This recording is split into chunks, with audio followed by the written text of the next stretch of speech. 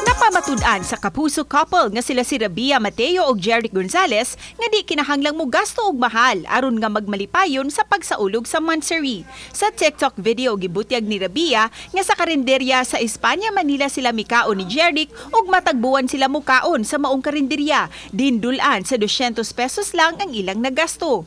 Lugaw ang gi-order ni Rabia samtang beef pares ang gikaon ni Jeric.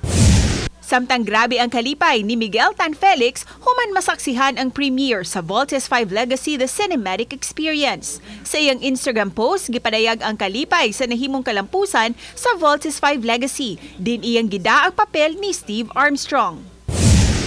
Dako usab ang pasalamat ni Ashley Ortega sa mga Kapuso fans. Human nga nakaangkon og kapin usa ka milyon nga views ang ilang episode 38 sa Hearts on Ice sulod lang sa 24 oras. Gipakita ni Ashley ang screenshot sa mga views nga ilang naangkon diin nagpakita kini sa ilang swimming scene.